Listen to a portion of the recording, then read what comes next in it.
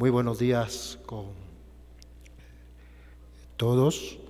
En principio agradecido con la Corte Superior de Junín, que tiene este espacio académico más allá de la ciudad de Lima para exponer a través de ponentes extranjeros y nacionales, muchos de ellos amigos nuestros, no digo solamente míos, sino amigos nuestros, ¿no? Y a través de los cuales pues se van a desarrollar algunas ideas sobre temas que continuamente concitan el interés de la academia.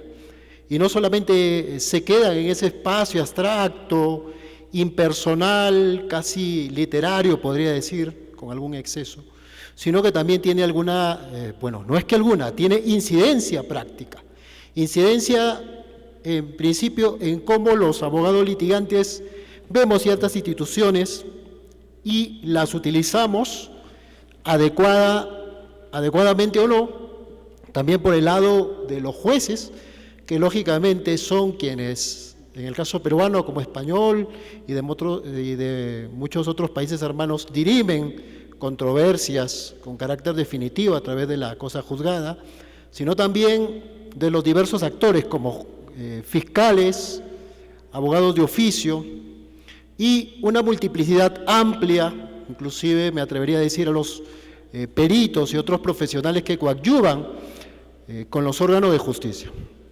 De parte nuestra hemos considerado un tema que me darán quizá la razón algunos ponentes extranjeros. En Europa ya se asume como sobreentendido que el juez contencioso administrativo, un juez al cual se le da poca importancia aquí en el Perú, ya se asuma pues que el juez contencioso administrativo tiene atribuciones o potestades sustitutivas. Pero lógicamente en el caso peruano hay ciertas preocupaciones históricas que van mucho antes de la ley 27584, que es la ley contenciosa administrativa, y que obligan precisamente a buscar, concebir o comprender cómo es que un juez, como el contencioso administrativo, puede tener potestades sustitutivas que parecerían no serle propias, pero que, como vamos a ver en el desarrollo puntual y específico de esta disertación, ya la tienen los jueces constitucionales y, lógicamente, también la tiene la propia administración. El propósito de esta disertación es, de alguna manera, demostrar que en realidad la preocupación de si los jueces tienen o no atribuciones sustitutivas no es una preocupación, valga la redundancia, técnica o jurídica, sino política, en el sentido de que si un juez puede sustituir de alguna manera las atribuciones del Ejecutivo, podría, bajo esta tesis práctica, podría afectar la división de poderes. No obstante, desde nuestra posición vamos a enfocarnos en buscar demostrar, porque toda investigación se sujeta lógicamente al escrutinio y debate y deliberación, y no necesariamente la aceptación de todas las propuestas, a través de las cuales pues vamos a poder evaluar si es que en realidad esto es posible. Entonces con ello vamos a detenernos en el tema de los límites del poder de sustitución. ¿Y por qué no? ¿Y por qué es que utilizamos este tema?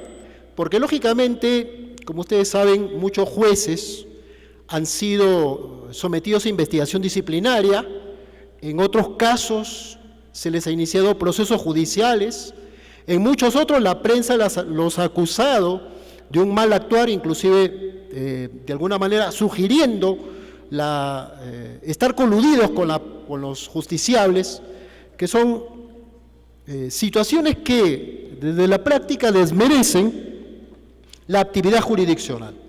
Entonces, nosotros no nos hemos abocado con propiedad, aunque la literatura peruana científica es muy corta, no nos hemos abocado en justificar el poder de sustitución del juez, que de por sí es un tema preocupante. Como decía, tiene aristas políticas que no siempre han sido justificadas o expresadas. Nuestro papel ha sido precisamente hoy preocuparse de los límites del poder sustitutivo.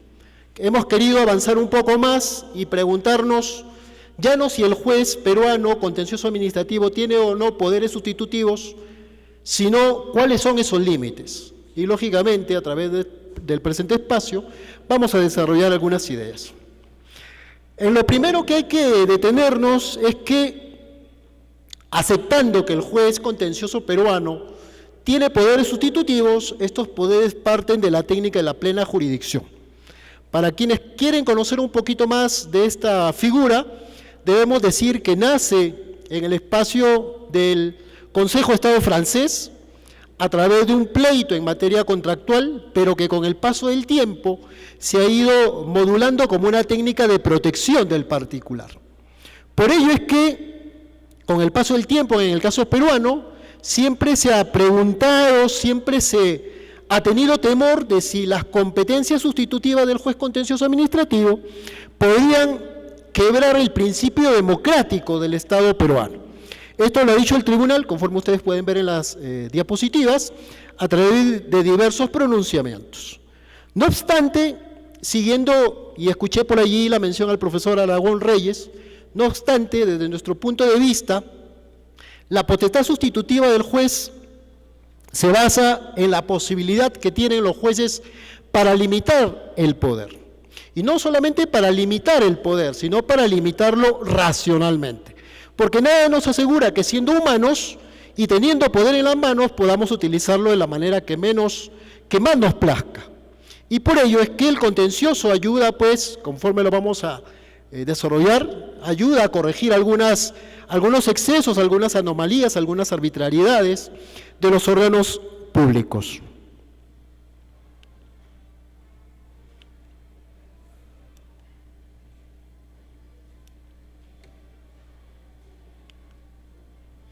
Ahora, hay que tener en cuenta que, siendo que normalmente la preocupación de la potestad sustitutiva de los jueces contenciosos se basa en lo que podríamos llamar miedos históricos prestados, vamos a poder ver de que normalmente la administración pública históricamente ya tiene potestades sustitutivas.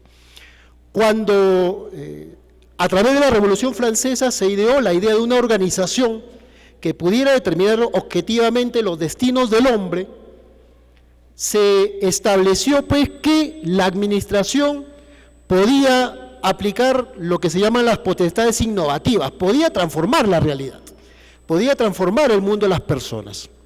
Por ello es que normalmente, y aunque no lo dice mucho la literatura, hubo cierto grupo de personas que añoraban el retorno del rey, que eran los famosos realistas, quienes temían pues que la administración pudiera superponerse a los jueces. Pero según el profesor español Casado, no se trataba de cualquier juez, y por eso yo hablaba de unos miedos históricos prestados, que inclusive perviven a la fecha. ¿Y cuál es el tema? De que si retrocedemos un poquito en la historia, los jueces que se opusieron a los reyes franceses antes de la Revolución no eran jueces profesionalizados como nosotros, no eran jueces que pertenecían a un órgano del Estado, eran un grupo social que por la práctica milenaria había adquirido atribuciones jurisdiccionales y que lógicamente generaba cierta tensión con el gobernante de turno, que en ese momento era el rey. Por ello es que, como este grupo social, no hablo de organización, que se llamaba Poder Judicial entre comillas, se había opuesto al rey, los revolucionarios de alguna manera tenían cierta preocupación si es que esos mismos jueces podían, vuelvo a reiterar, no los jueces profesionales, no los jueces a través de un concurso, no los jueces que previamente han estudiado Derecho, sino los jueces como grupo social, como estamento social, podían oponerse a la nueva organización que era la administración. Es de allí que precisamente a nivel constitucional y a nivel legal, conforme a las leyes que ustedes ubican ahí, los revolucionarios establecieron que los jueces no podían turbar la actividad administrativa. Pero vuelvo a reiterar, no se trataba de los jueces del mundo actual, o sea, los jueces profesionalizados, los jueces a los cuales el Estado, como una garantía de su objetividad, les paga una remuneración, sino se trataba de los jueces como estamento social. Lógicamente, esta preocupación se trasladó al hecho de que en Francia se creó dos modos o formas de justicia. Una de ellas que era la justicia delegada, a través de las cuales pues la administración podía controlarse por sí misma. Algo así, para darnos una idea, algo así como los procedimientos disciplinarios que lo vemos en primera instancia dentro de la institución y en segunda instancia, ¿no?, a través de un tribunal del servicio civil, o los procedimientos sancionadores, ¿no?, a nivel de contrataciones públicas. Eso era, en palabras comunes, la justicia delegada.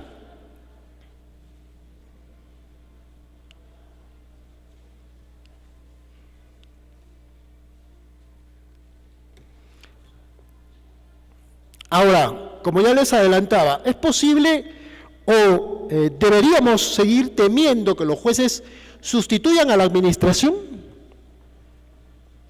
Como les decía, si ya entendemos que eso ocurrió hace más de 200 años, ¿por qué es que se mantiene esa preocupación de que los jueces puedan inmiscuirse en los asuntos del Poder Ejecutivo y del Poder Legislativo, en el caso peruano? Desde mi punto de vista, el tema es que se trata de un miedo político. ¿Y por qué político? Porque lógicamente todos los ciudadanos que componen los órganos del Poder Ejecutivo y del Poder Legislativo siempre asumen que el contar con el poder público impide ser limitados.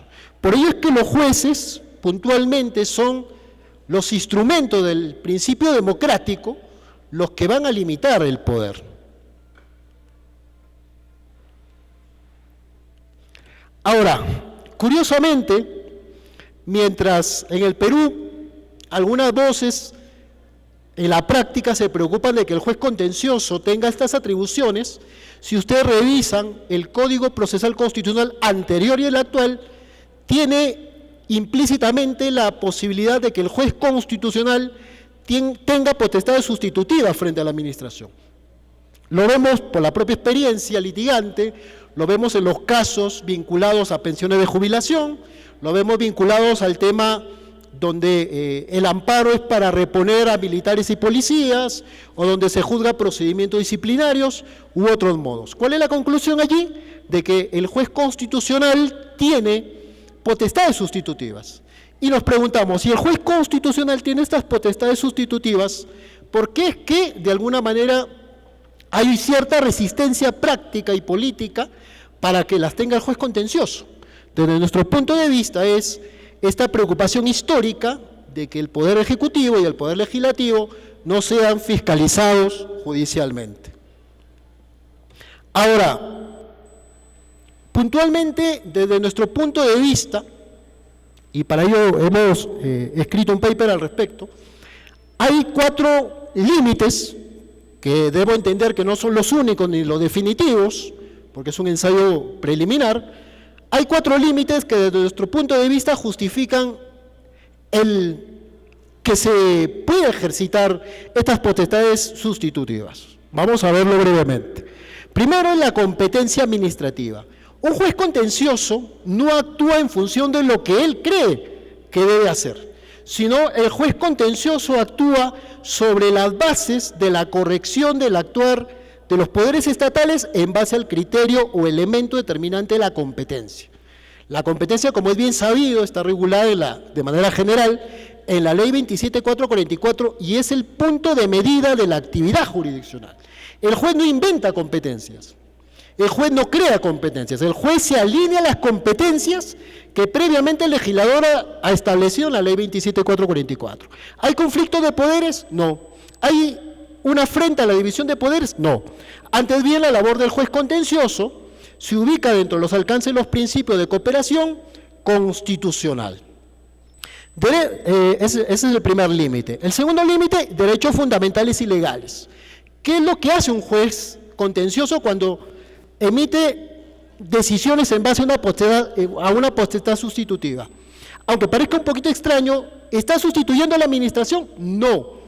¿Por qué? Porque lo que está haciendo es delinear el actuar de los poderes del Estado a la vigencia y eficacia de los derechos fundamentales.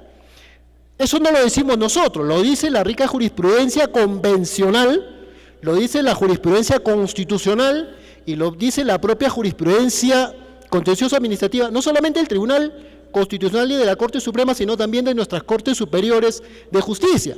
Lo viene diciendo puntualmente en fallos importantes la Corte Suprema con la denominada sentencia fuente.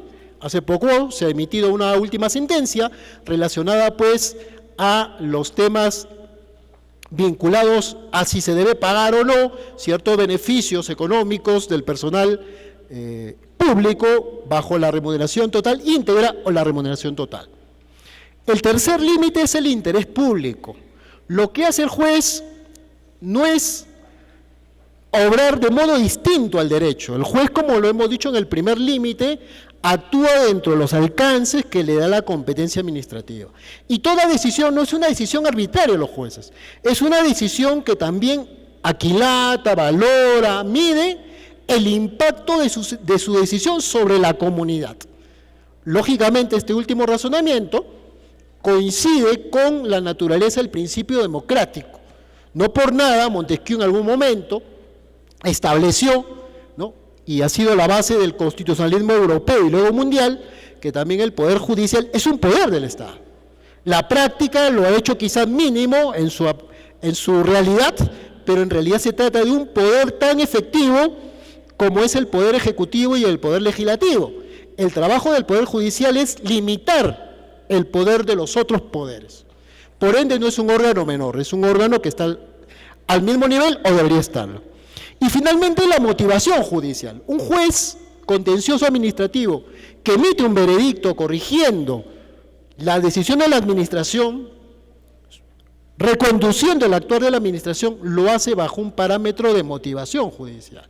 ¿Y qué es la motivación judicial? La justificación de las razones del derecho. El juez no actúa porque él quiere actuar.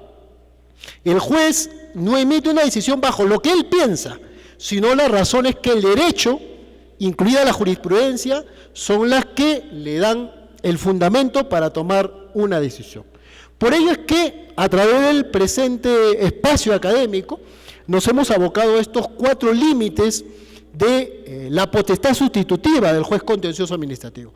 Obviamente queda un espacio bastante amplio para poder entender que en el futuro otros investigadores puedan alimentar esta investigación y puedan detectar o identificar otros límites que contribuyan básicamente a dotar de fortaleza la actividad o el papel también político que hace el Poder Judicial en la limitación excesiva del poder de los otros órganos del Estado. Con ello, pues, damos por cerrado este presente espacio, agradeciendo nuevamente a la Corte Superior de Justicia de Junín por la oportunidad para tratar un tema sobre el cual todavía la literatura científica peruana no viene desarrollando algunos alcances. Muchas gracias.